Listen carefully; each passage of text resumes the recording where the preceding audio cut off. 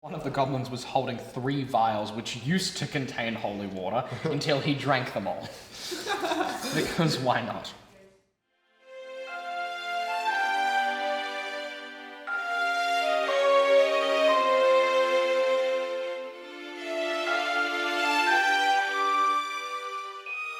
My name's Joe Compton. I'm a DM and I've been doing it for about 10 years now. I started as a DM straight away because my friends were too scared to DM and we all wanted to play D&D, but no one had any idea what they were doing and people were very concerned about running an entire game, so I had to step up to the plate, unfortunately.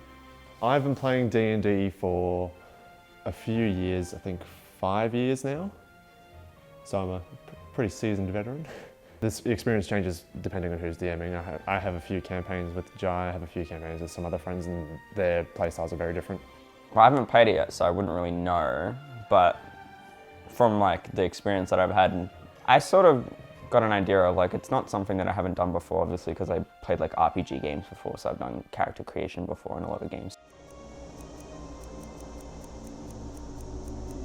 You pretty much immediately just charge forward, sword and shield as you push the door to close it in on the goblin and then cut off his remaining half that's poking through the door, instantly killing him. He is gone. I've had actually people break out into tears when their characters have gone in the past, which always I feel terrible about, but unfortunately that's the game, you know? People will have their characters die. Sometimes I make evil characters who just are fueled off people's rage. It's a way that I can do stuff that people don't like without me getting into actual trouble. Purely on how I've been treating DMs, I do not want to be on the other side. So Miriam starts to gather up some of the other sort of breakable objects from the pile that's thrown on the ground, and you all bringing them out into the main area. And so what are you going to do exactly?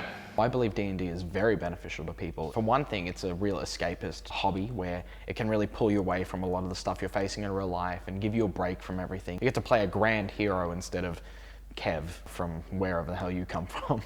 My friend Kyle, he plays a half-orc sorcerer, and he is a complete idiot and has failed in many occasions, but one time his stupidity managed to actually get him into a city he normally would have had to wait hours to get access to by pretending he was an emissary entirely because he couldn't speak properly, and his friend pretended to be his sort of translator and companion, and they managed to get in that way.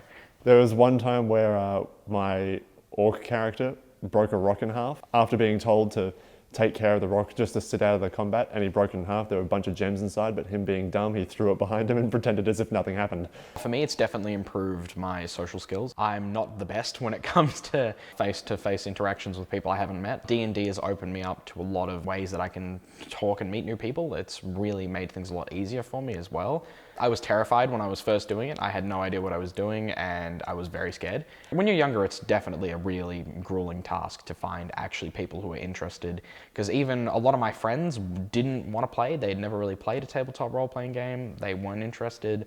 They were more focused on, say, either video games or something like that. I remember I was being absolutely useless in a ambush, and the MVP that was not really player controlled was like down on his last legs, and I offered to marry him for some unknown reason. I could have cured wounds, I could have done anything. I just offered my signet ring to marry him and take his virginity.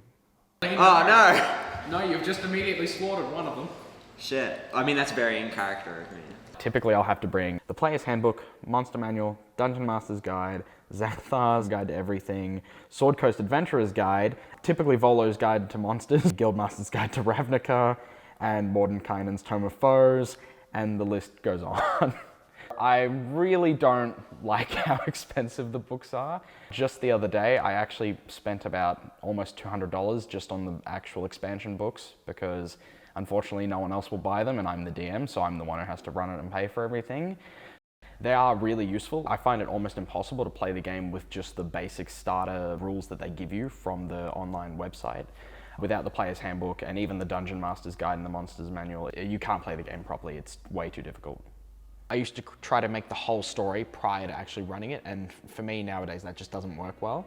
So what I'll typically do is I'll spend maybe a couple of weeks building the beginning of the story, the middle of the story, and then the end of the story. And then the in-between parts, I'll have my players, as they go out through the game, construct their own bridging pieces to actually fill out the narrative.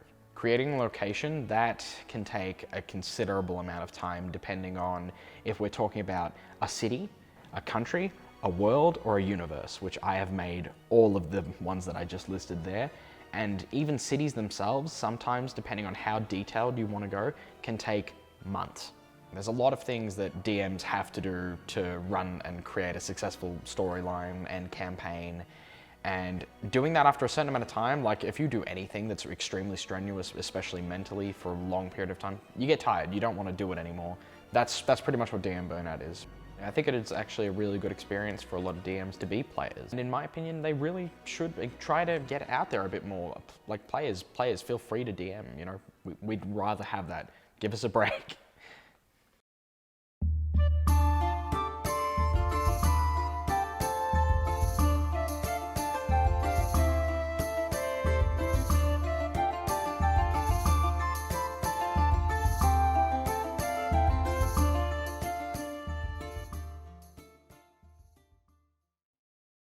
Yeah, I think, can we ditch the banana, please?